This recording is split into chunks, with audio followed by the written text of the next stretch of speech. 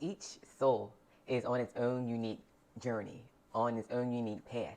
And I feel if it's your desire ultimately to be at the place where we're free of fear, we're free of mind bondage, we're looking for love and freedom and abundance and to experience that, then you're on the same path that my guests who's coming on and myself and other guests that I'm looking to have on.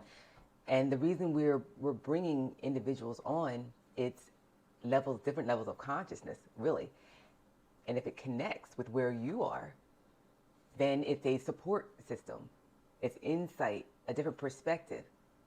And Kelly, who is going to be on this particular episode, her willingness to share and speak candidly about suicide, about the spiritual realm and reincarnation, right? If that resonates with your spirit, it could be something that you find support on your own journey. And I love her willingness to talk about this so candidly because it's about squashing the duality that this soul is going through without saying the duality of good or evil, right? We're about the isness of the being, spirit. And so sit back, relax, grab some tea, join in the conversation. It's about a 30-minute episode. And comment below because she's willing to conversate back and forth, to answer any questions. And for you, if you have anything that you say, hey, I'd like to come on as a guest, share my journey, inspire others, then we'd love to have you as well. So thanks for tuning in. This is Inner Cosmetics with Elle Benet.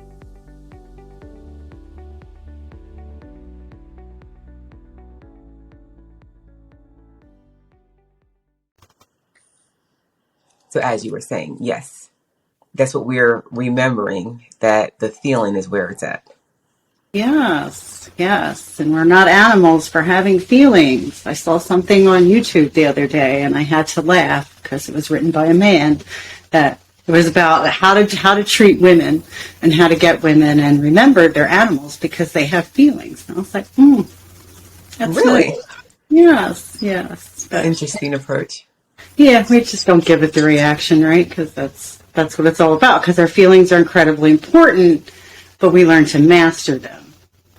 And that's where the confusion comes in, is because feeling is where it's at. And you do have to grieve and feel all of your feelings, your rage, all of that as you move up the vibrational scale. Mm-hmm, mm-hmm. And then you just don't stay. That's, when you're talking about the freedom is where you can look at the past without having that emotional attachment to it. And look at it, you can view it as just a story. And that it's very painful. It's incredibly painful because there are things that just don't make sense. Things that happen to children and they're just terrible stories. But and some days I fall back down into it and you just get back up. You're like, do you care more about being right and suffering than you do about how you feel? That's your choice. That is your choice in the moment, how you view what happened to you, how you view the story. And then I think as soon as you accept that it's a story, that's where your first ounce of freedom kicks in. Well, I know one thing, I appreciate your willingness, to come forward and just share your story, and even more so to share how to handle your story, having been through it. Because I do believe that we're here as we are growing, as we're going through this birthing process that is for us and for others, but still for us. But when you remember that we're one, right, it becomes easier to stand and do what you're doing. So I'm glad on a lot of levels that you're here doing that. And speaking about story, could you share, how do you detach from that story? Do you detach? What was your approach? Because you went through a lot.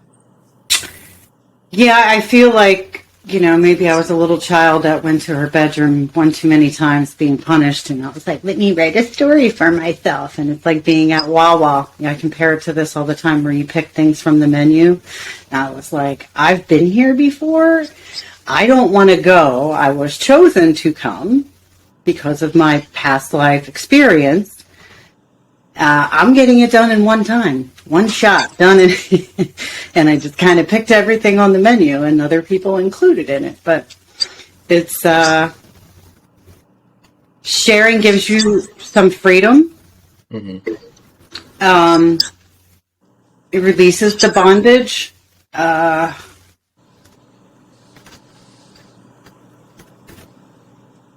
I think what you said is when you progress along your spiritual journey, your healing path, you see the beauty in the dark and the light and understand that they all come from the light. And it's the oneness. It is literally the oneness. When you have compassion for the human condition, you see yourself in the other person. And that means when someone's coming at you, you can now use that as a contrast and sifting sort of experiment. You can see yourself in them because you know that their rage is justified, and you know where they are because you've been there, and you're trying to make sense of something that is horrific. And I've had a lot of really fantastic material that has landed in my lap, and your brother and Anthony were a huge, huge help in my healing journey. They gave me what they could give me, which was knowledge and answers on some things. And that's what most people aren't willing to give others, because shame is the name of the game we're playing, you know. But one of the people, a huge thing for me in learning how to heal has been astrology, which is funny because that was in my blood since I was a child. And you learn the limits of it and what it is, but I really dug deep because it was something that's within our family story of when that woman approached my aunt, and I've been fascinated with that story since I was a child. It was Jeannie Dixon, who is the psychic astrologer for Nancy Reagan. Oh. And she approached my aunt in Florida, which is a portal, and shook her hand and told her all about her life. And it just fascinated. She also wrote the horoscopes for the Inquire. Really? Everything connects. I'm sure you're figuring that out on your journey too. There's the connection to everything. And I found this one astrologer who actually reminds me of my aunt that passed. Her mannerisms, her spirit, everything. And she says, she wrote the book, it's called Compassion for the Human Condition. And it explains all the different personalities that are associated with your sign. But she says, especially women, we have really horrific stories. But she says, spirit is a slut and likes a good story. So when you cross over the other side, it's just like, gimme, gimme, gimme. So as much as I don't like to accept that message, it does give it a lighter context to what you went through. And anytime that I can laugh or smile about a horror movie, my life was literally a horror movie. You know, I'll take it because I said since I was a kid, you have two options. You can laugh or cry. Sometimes I do both together, and it is what it is, you know. But astrology, I had my full chart done. And probably the only reason that my mother remembered the time that I was born is because I was born 2 minutes before my grandmother's birthday. So it is incredibly helpful having the time you are. But when I dug deep, I went into the chart, I did it all myself, and multiple different angles and books, and everything that I was shamed for and everything that I was beaten for, you know, I was tried to beat out of you, was literally the essence of what I was created for. And astrology showed me that. And then there's human design. Human design is incredibly helpful for it's understanding you. You take what you get from it, and then I just like I don't really pay attention to horoscope or anything like that. I don't need anything dictating my day, or I know that the moon phases really, really affect me, but I don't look at it as a negative now. Like, okay, it's because it's dragging up your shadow, bringing up your shadow, your full moons, your new moons, and it's an opportunity for you to look at it, and you don't have to fear it anymore. Like it's you can see how far you've grown, and you just, I don't know, I kind of have this new approach is make yourself the biggest research project. Focus on you. And it sounds so selfish, but it's not, because we try to help other people, and it's not received in the intent that it's delivered most of the time. And I've been guilty of that on my end too. And then we talked about life review in one of our comments. Your life review will reveal all of that to you. And you can see, the bigger picture. But human design is another thing that's incredibly helpful. And knowing your north node. Your north node in your astrology chart is what you are here in this lifetime to do. Your south node. Okay. And there's a book, it's called Astrology for the Soul. You only need to read a chapter. And it was so incredibly, it was just eye-opening. And it's just one chapter on what your goal and your mission is in this lifetime. It's your forward-facing, and it was, some of it stings a little bit because it will point out your flaws, but, there's loving yourself, and loving yourself includes humility when you see the mirror. Jody and I would talk all the time, how painful the mirror is. And the mirror concept is incredibly complicated. Mm-hmm. And it's intricate because the whole world is a reflection of you, of whatever you believe. Just imagine that this is a simulation, right? And we are all just tiny projectors, right? Everything that is in our subconscious mind, we are unknowingly projecting that out into the universe like a magnet. And our thoughts.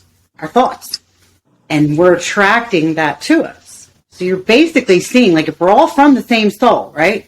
We all come here with a unique blueprint, which we all are the same, but we're different. That's the beauty of life. Mm-hmm. But each person, I find it easier to navigate when you accept that this is a story, and we were all in this soul tribe, and we're oh, this is a great story. Probably our brothers wrote it, but we'll deal with that in the next life, right? Yeah. Forgiveness and compassion, Kelly, right? And different planets. I'm sorry, I land on the same page with that every day. Men are from Mars, women are from Venus, because I can't. It's the only way I can laugh about it. It's just oh my God, who wrote this story? But look at every person as if this is the role they were designed for. Yes.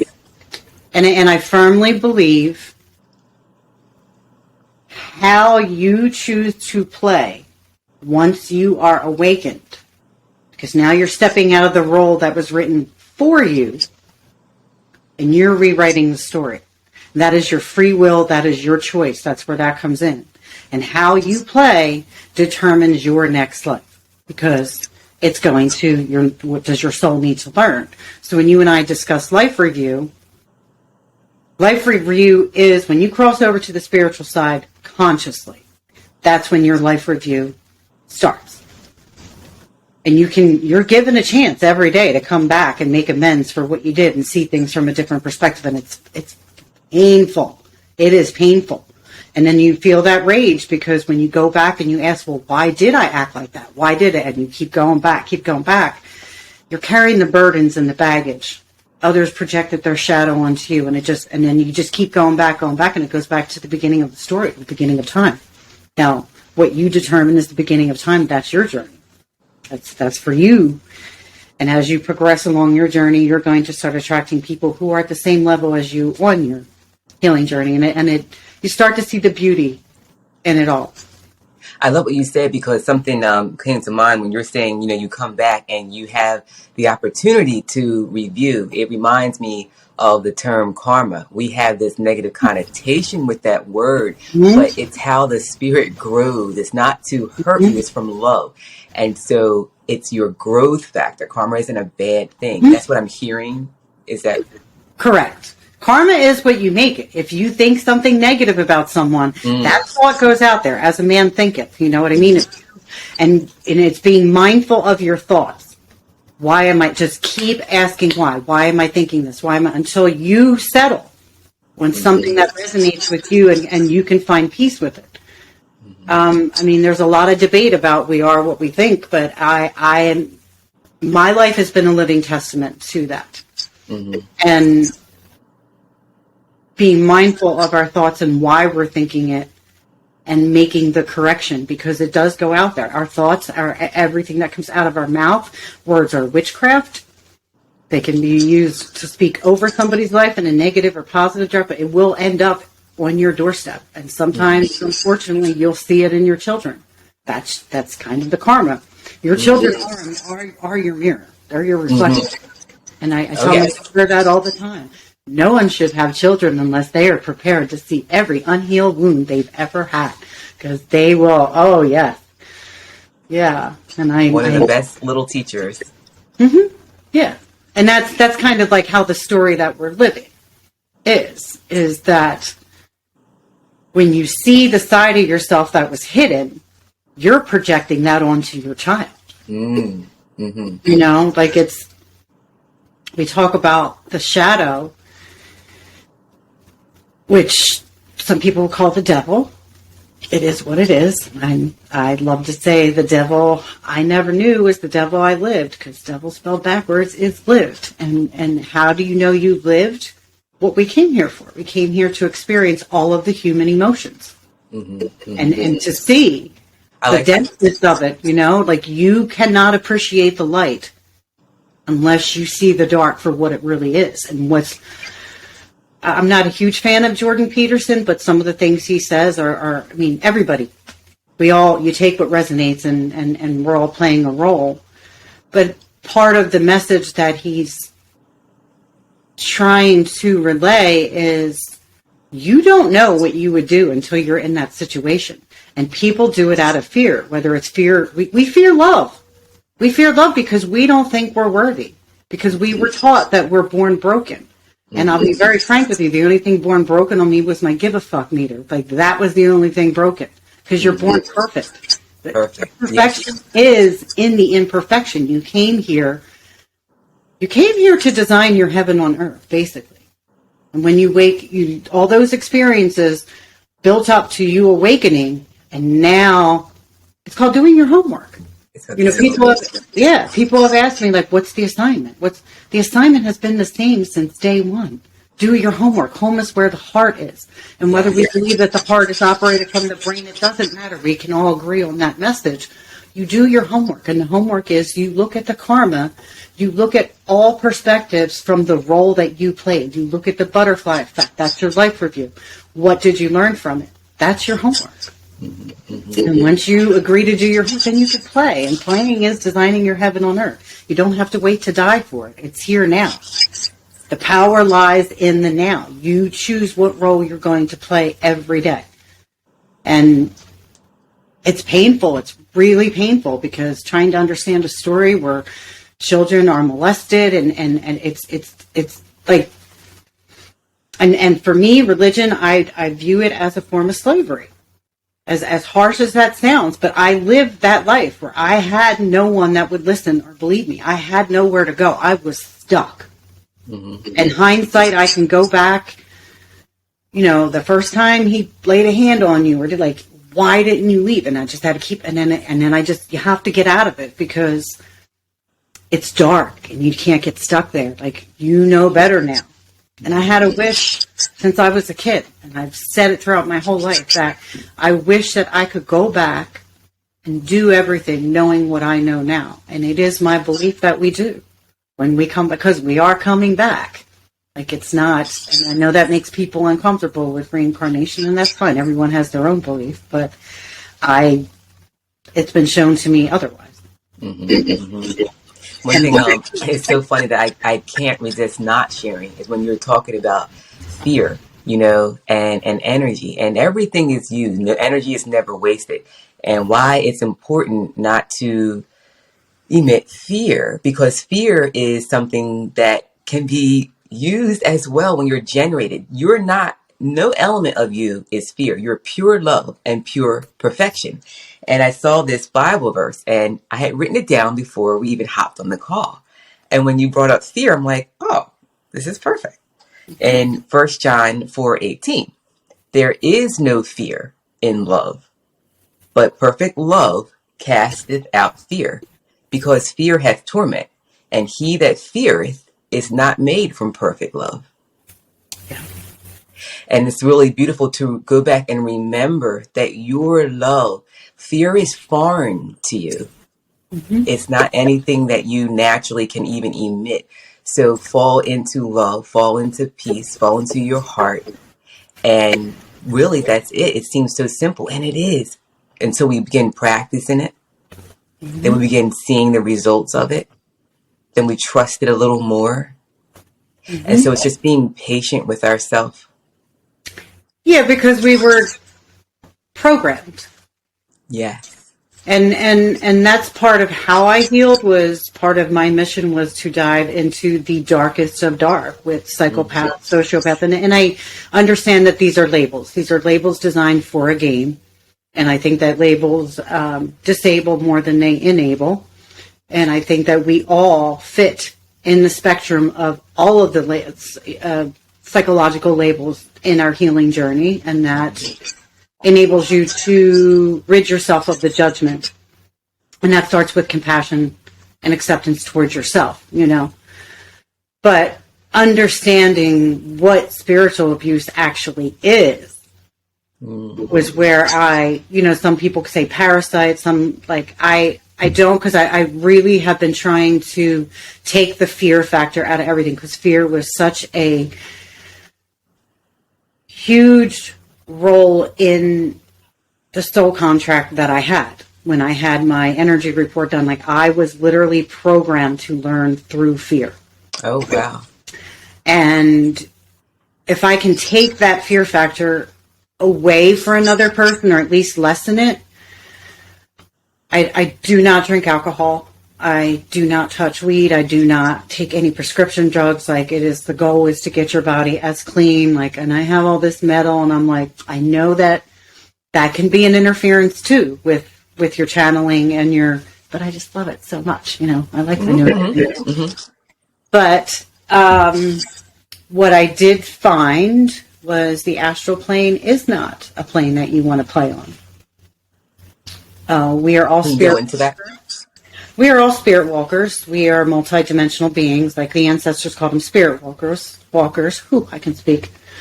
And if you do not know how to protect yourself, if you do not understand that we are all born empaths, and what happens is in a child's life is they experience the attachment wound. So spiritual abuse is an attachment. It's when you start to see all the synchronicities and how everything. And there are certain families, we are all spiritual beings, but there are certain families, we'll call them karmic families or whatever you want to call them, that are more spiritually evolved. They've been here over and over and over again, stuck in the same loop playing this game. When you go back and look at your family history, start looking at your siblings, look at your aunts and uncles, look at your childhood. Literally the same pattern. It is a spirit that attaches itself to a family line until somebody wakes up and recognizes it and can face that. Some might want to call it the devil, whatever you want to call it. And you fearlessly face it. Like, no, I personally believe that the devil is simply an entity that people created for all of their negative emotions, because we were taught that is, you know, and now it does exist, you know, this entity.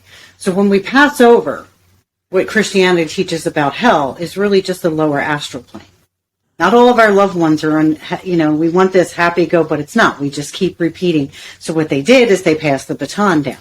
They passed their baggage and their baton until somebody wakes up, you know. Just picture it just like people waiting. There's limited bodies here on earth, right? There's limited vessels or a holy temple, and they're just like eager. So if you are not evoking protection over your child, and you're not teaching that they're an empath, and you have an auric field, and what you inhale, ingest, believe, all of that becomes your reality, you have a hole in your energy field. And not all spirits pass over like they are there. They attach. Do that. And then once you just find different human ways to make sense of this hell that you found yourself living in, this suffering. And it's recognizing the mommy. We're all walking around with mommy and daddy wounds all the way back to the beginning of time. And it's not their fault either. Like, it's every parent comes in and they try to do better than the generation before with the knowledge that they have. I had a different approach with my parenting because I couldn't stand because I said so. So I just try to explain why. to my kids for everything, to the best that I can, and then understand that they're also, even though we're a we, and you're my mirror, you're not an extension of me. You're a unique individual here for your own purpose. And that's really difficult because you can see yourself in them. You're like, I know what you're thinking because I thought it too. And that's one thing that my father does is I'll ask him why, because I want to understand him. And he does his best to explain. And that's how I've made peace with the past. It's because when I read the Bible, and I'm not a big Bible reader anymore because sometimes you get what you get and then you're good, but every time you see something, it has a different meaning to you, depending on where you are in your journey. And, people are like, how can you forgive a cult and this and that? Because the foundation of what they were trying to teach isn't wrong. There is no right or wrong, number one. We're all just trying to do the best that we can with deciphering it. Do I think that they knew the damage of how they were teaching, what it would have? I think my father watches it in his daughter. Just lost another, this is life and it's painful. But I feel my brother around me all the time. I have peace with his, and tell you, one of the most horrific lessons I learned from his death was, unfortunately, something that they tried to teach us as kids about tarot. And I'm not against tarot. Tarot is a divination tool that can be used to help you rely on your intuition as you're rebuilding and, not gaslighting yourself anymore. And it's been incredibly helpful for me. But if you don't know what you're doing, if you don't understand what is on the astral plane and who you're channeling and where you're getting your information from, there's a lot out there in the universe. And you're just an open field that's why I prefer Most High. Just stick with the Most High and try, if the message feels like love and if there's no fear attached, then but, yes. But I've been the recipient of people playing with divination tools, and it was really nasty. It was really horrible. When I didn't understand what was going on with my brother, I didn't understand what claircognizance and clairaudience is when you hear the astral plane. And what we ingest and inhale, not just food, anything you put into your mind, especially when you've crossed over into the spiritual path and you're more spiritually evolved, where you are. I don't like to call them gifts because I feel like that pits competition. It's upgrade. Just consider ourselves as having software, and we unlock our DNA, and you receive your upgrades. I like that. And weed and alcohol open those portals. So now you're susceptible to other entities, spirits coming in. So the YouTube, I finally started to piece together some of the things that my brother was struggling with, and the things that I couldn't understand the stories. I was drained, I was confused, I was baffled. And I got pulled into the tarot community. And I said to your brother one day, I was like, these are movies. These are movie plots. And your life is the hero's journey, yes, to unearthing you. You're the hero. Be the hero in your own story, no one else's. You don't need to know the future. And then when you're listening to these things, they're telling you this person's doing, they're putting all this fear in you. So now and it became his reality. I couldn't and when I'm listening to these, I'm like, oh my God, this is all the stuff that my brother's saying to me. And then all these downloads came of my life where people had been playing with divination and they were telling people stories about me, and they found it out by doing their angel board or different things. Know what you're playing with. I see. And it's fine, because I'll take it as a lesson. We were taught as children, that is nothing to play with, but they didn't explain why. And now I know why. And the way I use tarot is, there is a book, it's called, it combines metaphysical psychological, CBT, like all types of therapy, and it combines the Bible and all of that. I think it's called Tarot for Change. And it must have taken Tarot for Change. I think I have it right here. And when I'm really struggling and I'm like, I need it, it's Tarot for Change by Jessica Dore, Dore. It gives I actually want to list some of these under the conversation because this is really good. Tarot for Change, Compassion for Human, and we'll put a list beneath for other people. Human Condition, that is Debra Silverman. Okay.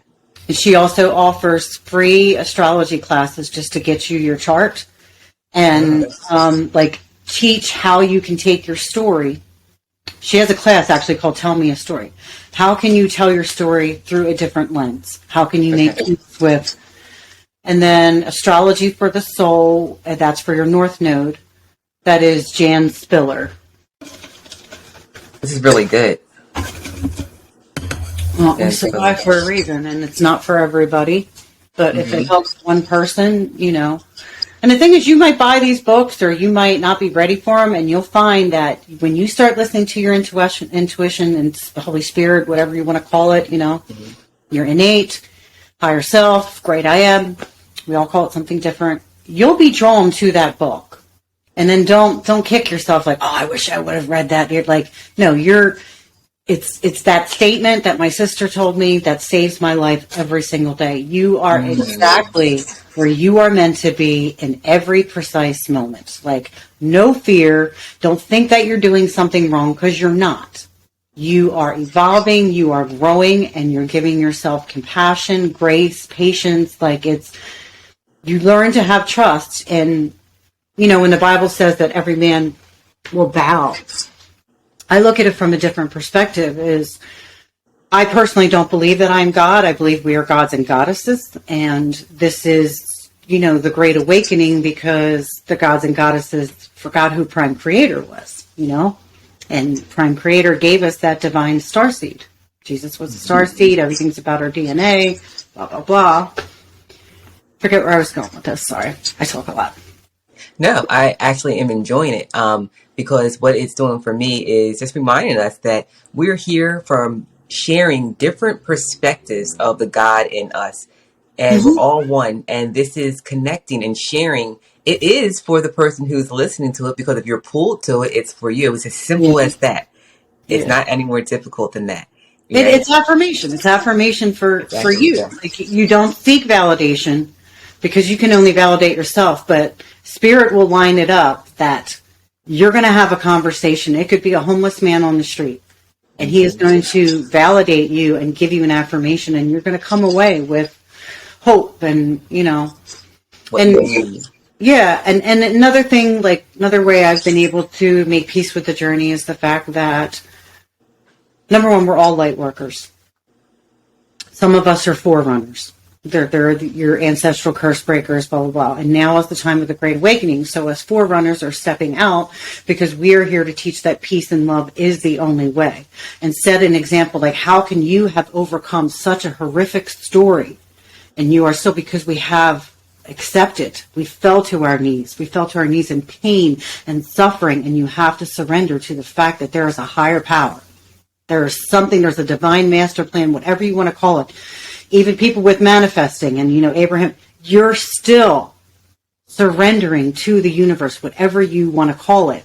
There's always something higher than us, whether it's us on different levels of this game, whatever it is, there's something higher than you. And that is the most humbling and freeing, and it just makes things feel perfect. Like and know that you are always divinely guided, and you are. And you are protected, and it's no fear. You don't have fear, because, okay, if I die because I made this decision, then it was my time. It was my time. I just had it.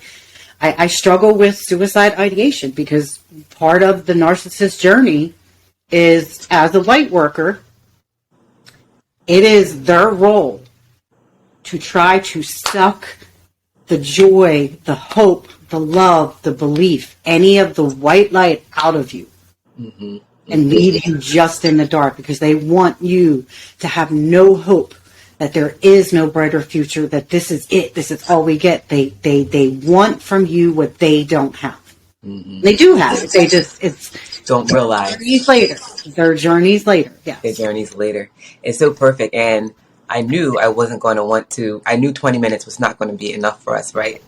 Because I feel like, guys, hey, this is not a one-time thing, one-time conversation at all. Because quite frankly, there's more. Mm-hmm. There's a lot more to this as well, because there's other things I want to take a deep dive with you on if you're open to it. Oh, yeah. Okay. This is my high. This is my natural high. Talking with others. I feel it. Yeah. I feel it. And again, I'm thankful for your willingness. And one thing I didn't want us to leave yet without me asking, I think it's really helpful for people that are going through, you mentioned, I heard you mention the suicide. I heard you mention, just the mental bondage that you went through as a child and are still healing from. Mm-hmm. What are some of the avenues? Like, could you share something that someone might do a very specific type of therapy? It can be very, very triggering, but if you look at the body, like imagine the body's a robot or a software program or something. The longevity of the story that I lived, most don't recover or have any desire to play. Picture the brain as wires, just wires, and it leaves your brain in just a tangled, sizzling ball of wires. So I did energy healing. I have a very specific healer. She is a psychic healer. She's a lot like me. She's a lot further than me, like with the clairsentience and all that other stuff. But energy healing, and sometimes your body. I was dead. My body was done, and that was after multiple suicide attempts. The one suicide attempt, as I was going to drown myself, the physical pain was. Prolonged physical pain will eat your soul alive, like you. And as I went to go drown myself, this movie started playing in front of my face. And it was my mother and my brother and Jesus, because I believe in Jesus. And this voice in my head said, your daughter's going to come home and find you in the tub. And you're going to do to your daughter what your mother did to you. She abandoned you. It's not time. And then it just showed a couple scenarios, and that was probably the first official time in my life that I took my power. And I've had really, really crazy experiences, but they're amazing and they're awesome. It just, you have to be crazy enough to believe them. You say you took your power. So good. Oh, your brother taught me that. So good. Now when my brain just wants to, my ego just wants to remind me of the story and how much pain it is, and it's my choice. I know what's there. I know how to go home now. When I go home, it just brings me to my knees in tears, because it's just love. It is pure. There is no pain. It is the most beautiful music that you'll ever hear in your life. It is all and nothing all at once. It's just, and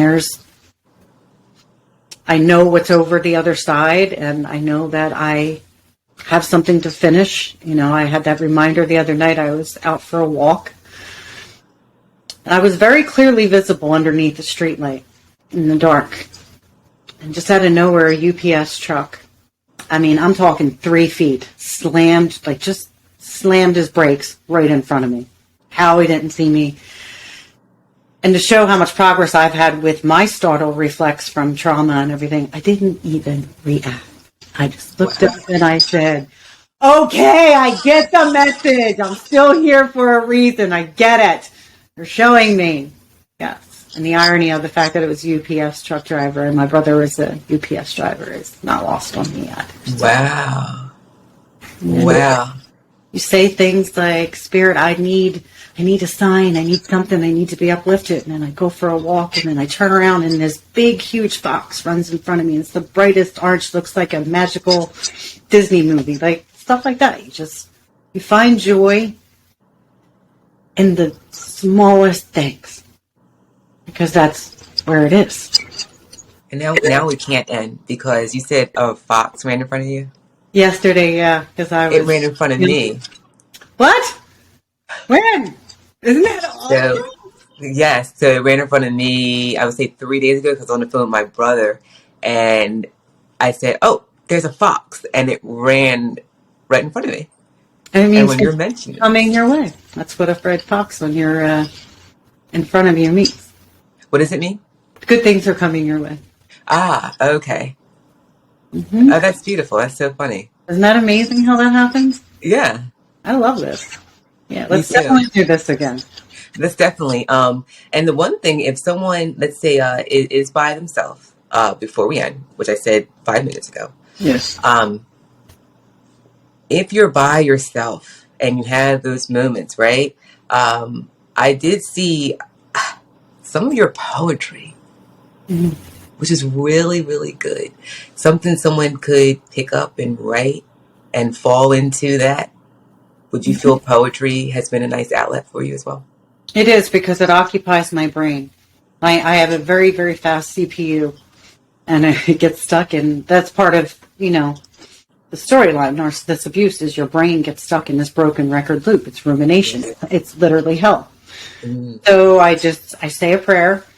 I've learned how to breathe into the pain and pay attention to where the pain is in your body we can discuss this at the next episode. What I have learned about the brain, the archetypes, where the pain is in the body can teach you what emotion it is that your body needs to let out right now. So as far as poetry, when you're by yourself, because I am by myself, I don't talk to anybody. I barely leave the house.